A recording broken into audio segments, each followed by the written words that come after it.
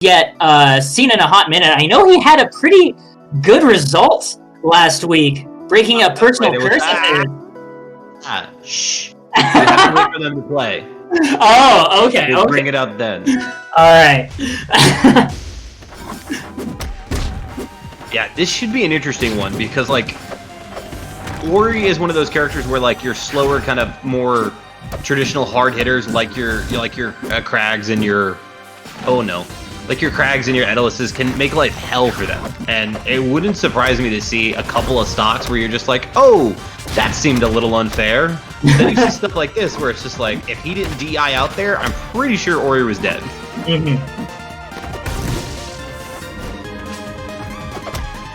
Looking to set up the sign, ZeeBee stalking the bottom of the platform. That's like his one thing that he loves doing, is setting up that pillar right before the ledge. And if you're not respecting his recovery, just popping you up with an up air. Just like, get away, let me just get on ledge for free. But Kusi evening up the stock count, 2-2. Love that stall at the top. I saw that him doing that a little bit versus Jezir as well, but it's just like, man, I'm not messing around with iframes. I'll see you when I get back to the stage. Oh, this is nice! I've never actually seen that before.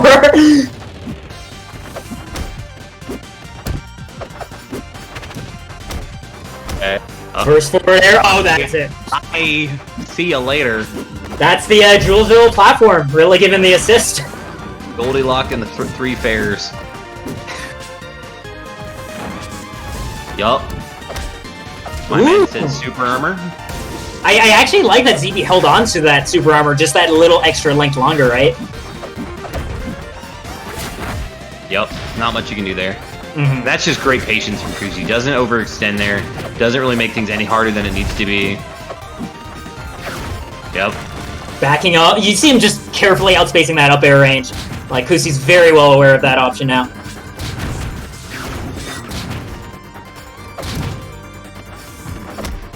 Getting just a little bit of the trade. Yeah, ZeeBee finding his way just as the platform was leaving. Recovering without it would have been so much harder. Really fascinating watching them play on different x-axis. The way that like ZeeBee was just like, I'm on this platform, I'm not coming down, and Kusi's like, well, I'm on the stage and I'm not coming up, so one of us is gonna have to give here. That's the way that I think of the Ori matchup, is like Ori's X speed is so fast. Oh, still able to. Okay. That's one of the things that I like to go for, and I'm not always it's not always the smartest idea for me when you go to challenge a Krag down on the platform like that, but like Kusi had a plan, and you're just like, oh man, this is about to be disgusting, just like that. Holy cow. Playing with that rock, that was nice. Big trade there. If that hadn't traded, I'm pretty sure that's a stock in a game for Kusi. But that is it there, though. Big parry, waiting, and just so patient on that platform, too. Knowing that ZeeBee was going to try to close out that stock while you had that plat moving towards the side blast, and just waited it out and got the parry. Smart stuff. He had just, like, a foot at most to play with, because the rest was covered by the rock, and he still just managed to dance around the first few hitboxes and then caught that fair at the very end of the parry. So impressive. And I know Kusi originally was a Krag main, too, and he made the switch to Ori recently in the RCS, and that's when he exploded. So I think we're also seeing a little bit of that comfort, too, just as a prior Krag main, in terms of knowing what, is available to ZeeBee, knowing how to play around the rock and the different shard angles and such. We're going to go on to their second game here at Troupple Pond. Did I pronounce that right this time? Yes, you did. I'm proud of you. All right! My baby is learning. Now, I want to go ahead and say outright, I don't think this is a good idea for ZeeBee. And you're like the way those side platforms extend, and the way that you kind of mentioned in the last game how quickly Ori can accelerate both in the air and just on the x-axis in general. That just raw speed that he has can really cause fits for characters when you get a running start on it. Because at that point, like, it feels like any conceivable second Ori's in your face, because like he's got the Y covered. Oh, okay, yeah. That's the nice thing about Bash, too, is the fact that it functions both to turn your opponent's stage control, like, into your projectile, or it's just a crazy movement option that they need to be ready for. This time, yeah, this game we see Kusi using the boulder to make his movement better. Nice. Okay.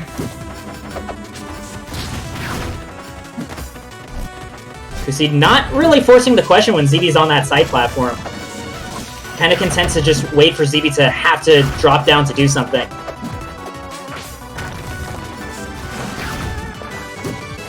Oh, good weight right under the super armor, and it doesn't matter. He gets caught with the parry and dies to that down strong. Kusi has a chance with the invincibility. He gets to shove ZeeBee off stage one more time, goes down immediately to the pillar. Backs up from the up air. Beautiful catch. That's something that our good, wise, smart, beautiful friend SBS actually tweeted about recently, is the fact that when you have a Crag off stage like that, you really want to try, if you can, to like counter hit that pillar while it's down there and remove that resource. That's something we haven't seen Kusi really go for at all, and has allowed ZeeBee a ton of recovery mix-ups, just because he can just get down there and be like, great, I have everything back. Yeah, well, so far it looks like Kusi's more looking to like leverage the range of the team up forward strong instead, right? And try to like cover ledge that way. But being able to have that extra bit of mix-up on top of just diving on ZeeBee himself when he sets up the pillar, that would be another layer.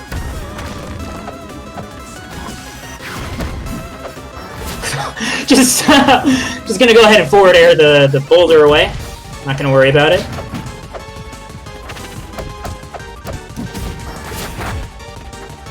So nice the other really smart thing I like about Kusi kind of chilling where he is on that corner of that, like right at the right-hand side of that side flap, is that it's really difficult for Crag to come down with that from that platform. Any kind of really, not really linear options on it. You saw him drop zone and up air towards the corner edge, but like that's not going to be enough to cover Kusi standing on stage. So like it's really smart that he can just limit how ZeeBee gets down from there. And that's another reason where I'm not super sold on this stage pick. Uh-oh. Coming at you. There we go. And that's you just hit it. Like you just up B it or something. Like you just knock that additional plat out of the way right there. When you have Crag like away from that platform, like I feel like that Crag shouldn't be your main focus at that point. Crag's already so low that you really should just be looking to take out that plat. That's not gonna kill. Ton of damage. Yeah.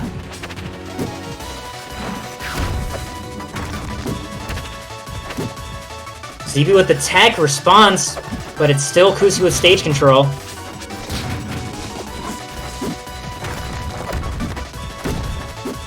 He's waiting for a chance to come down. Hasn't really gotten one yet. Oh, misses the tech. Still okay. The up air is not gonna do it. ZeeBee with the good DI.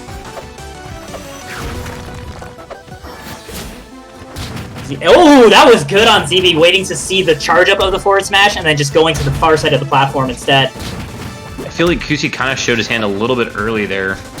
Because, I mean, what happened was ZeeBee did 2 up airs back to back, right? And Kusi, I think, assumed another up air was coming. This is getting a little dicey. Kusi at only 58, but it still is Crag. Did touch plat, so we have a full reset here. Yep, just waits it out. Ooh, parries. Gets timed, mix up, rather.